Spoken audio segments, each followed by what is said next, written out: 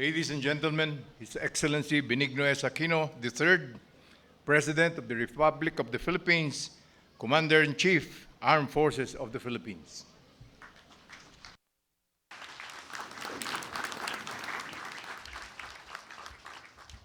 Brigade Commander Cadet First Class Ibarde, please give the troops tikas pahinga. Maupo tayong lahat.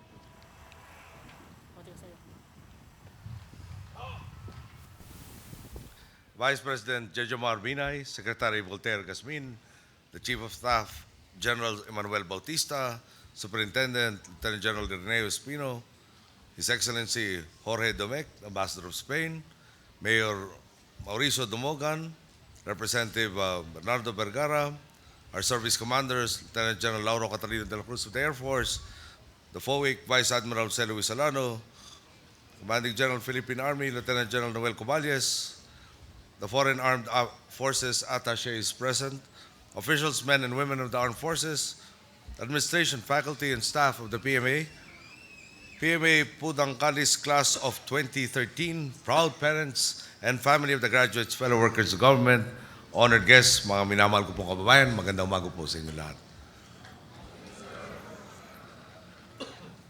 Di ko maiwasan itanong kanina sa ating Secretary of National Defense kung ginagaya po niyo yung kanyang disposisyon dahil sa lahat ng graduation ko pong naabot, kailangan nag-graduate na parang naka-tiger look lahat.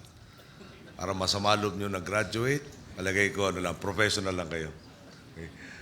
Taunang tradisyon na po ng mga Pangulo ang pagharap sa mga kadete dito sa Fort del Pilar upang salubungin at ipagpugay ang mga magtatapos sa Philippine Military Academy.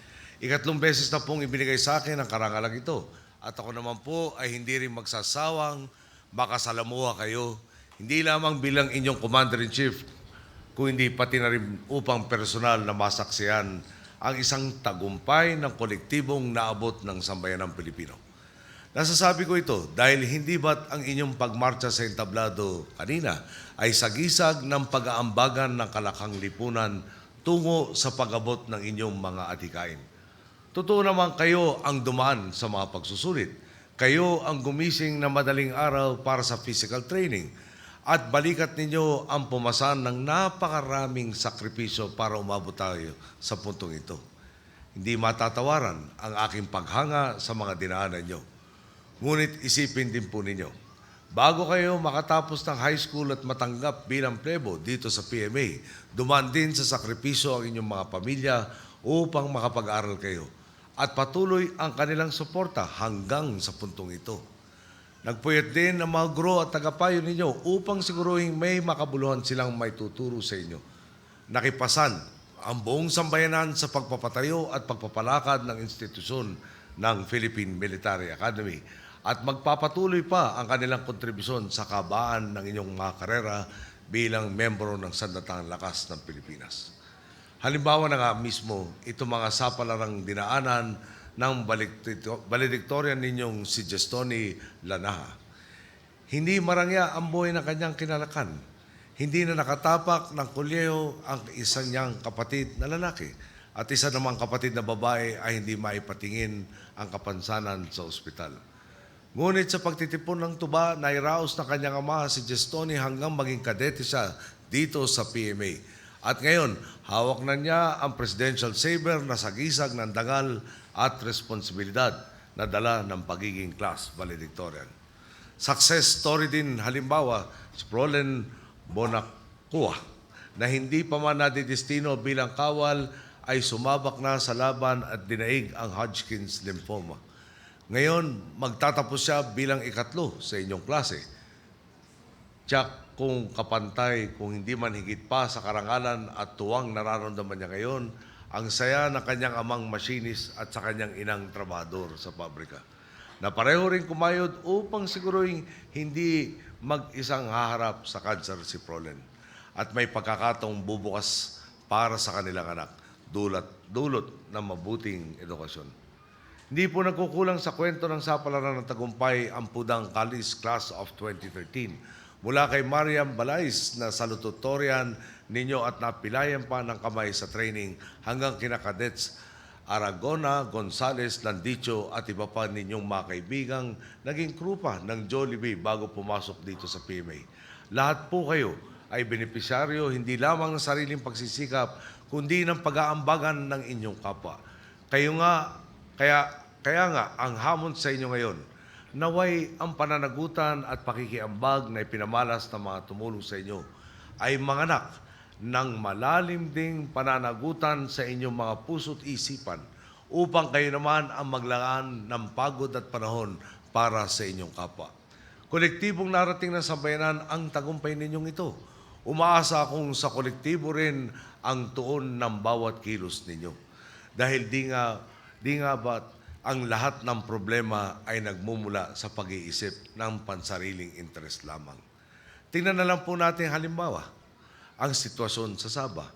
Naisip kaya ng mga pasimuno nito na napakaraming apektado sa paggawa ng gulo? Nariyan ang mga tinatayang 800,000 Pilipinong na naninirahan at naghahanap buhay ng tahimik sa Sabah. Paano kung bigla silang pauwiin ng ating kapitbahay na kay tagal na panahon ang binuno natin para magbalik ang tiwala? Alam naman natin kung gaano kasalimut ang usapang ito.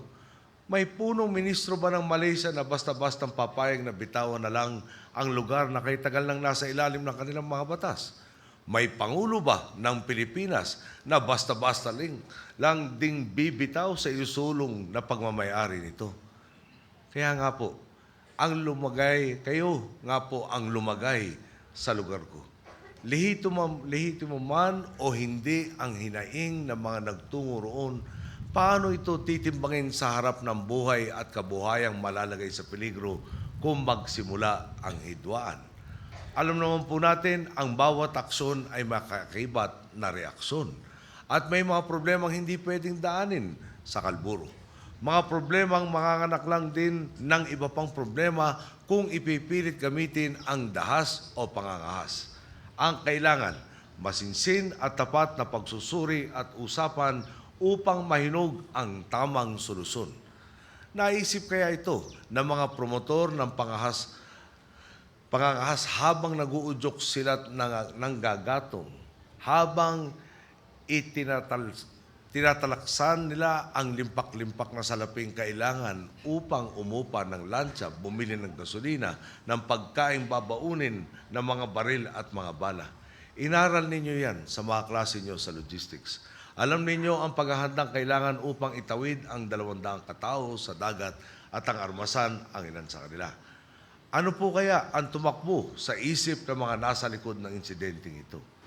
Ang malinaw, sino man ang may pakana, ang inisip nila ay ang pansariling interes lamang habang ipinapain ang kapakanan ng kanilang kapwa.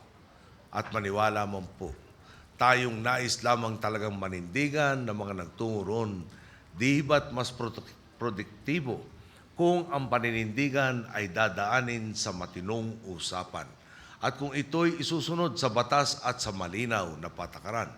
Tingnan po natin bilang halimbawa ang sitwasyon sa West Philippine Sea. Di ba't gaya ng sa Sabah, paninindigang nakatuntong sa isang rules-based approach at nakatuon sa mapayapang resolusyon ang ating isinusulong sa Baho de Masinloc. Kung dadaanin ito sa pagkamaton at pangangahas, lolobo lang ang problema at malamang ay maipamanan lang din ito sa susunod na salinlahi. Nakita na nga rin natin sa mga positibong bunga ng pakikipag-usap sa mga kapwa nating Pilipinong nais isulong ang Bangsamoro, mas epektibo, mas produktibo at mas kapakipakinabang para sa lahat ang taus-pusong dialogo kaysa pagtutok ng armas sa isa't isa. Ang hinahon at katwiran ay hindi katumbas ng kaduwagan. Bagkus, ito ang sukat ng tunay na tapang at paninindigan.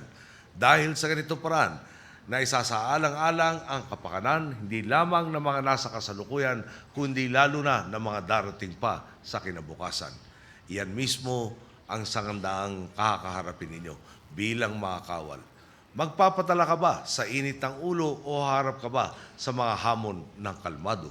Dadaanin mo ba sa shortcut ang trabaho o iisipin mo ba ang magiging epekto ng iyong mga kilos at desisyon sa mga susunod sa iyo? Ipapasa mo lang ba sa susunod na mesa ang mga problemang lalapag sa harap mo o ibubuhos mo ba ang buong lakas, buong sikap, buong puso't dangal na mga kawal ng lahing nagkakaisa upang masolusyonan ito? At hindi na ipamana sa susunod na salinlahi ng Pilipino. Bilang susunod na mga pinuno ng ating uniformadong hanay, malaki ang responsibilidad na iaatang sa inyong mga balikat. At bilang medyo nakakatanda sa inyo, marahil ito na ang may iwang kong aral. Sa tuwing haharap kayo sa isang sangandaan, ilagay lamang ninyo ang sarili sa lugar ng mga pinaka-agrabyado, ng mga pinaka-api, ng mga pinakadukha, ng mga pinaka-naghahanap ng lingap. At tiyak, lilinaw kung ano ang tama at kung ano ang mali. Sila ang mga nasa laylayan ng lipunan, sila mga boss nating taong bayan, sila ang magkukumpas ng ating direksyon. Basta't kapakanan nila ang nasa isip natin, tiyak na hindi tayo maliligaw. Alam po ninyo, tatapatin ko kayo, hindi po nakakabata ang pagiging Pangulo ng Pilipinas. May mga nagsasabi nga kailangan ko nang magbakasyon dahil nahalata na raw ang lalim ng aking eye bags at lalo na raw yatang numiminipis ang aking buhok. Kaya ako po'y natutuwa pagpunta sa PMA dahil mas long hair ako sa inyo. May bahagi po ng kalooban kong sumasang-ayon sa kanila. Ngunit mas malaki pa rin ang bahaging nagsasabing 6 na taon lang ang mayroon ako sa pwesto. 6 na taon para maglatag ng mga pagbabagong kay tagal na nating minimiti. Halos nasa kalahati na po tayo ng ating termino. At sa harap ng mga tagumpay na isa-isa na nating pinipitas, lalo lamang po akong nabubuhayan ng loob. Kaya't gaya ng inyong mga forced march, kahit gaano kabigat ang aking dala, basta't kaya ko pang itulak ang kanang paa at sundan ito ng kaliwa, lalo na kung alam kong nasa likod ko kayo at ang buong bayang Pilipinong handang makiambag sa ikabubuti ng ating lipunan, tuloy-tuloy lang tayo sa katuparan ng ating pong mga pangarap.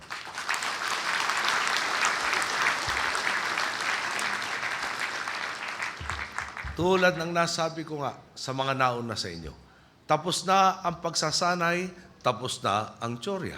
Tapos na ang 4 na taong bakasyon ninyo dito sa Port del Pilar. Panahon na para sa tunay na pakikipagsapalaran. Humayo kayo at ipakitang hindi nagkamali ng ating nagkakaisang bansa sa paghirang sa inyo bilang kasapi ng Pudang Kalis Class of 2013 ng Philippine Military Academy. Maraming salamat. Magandang araw sa inyong lahat.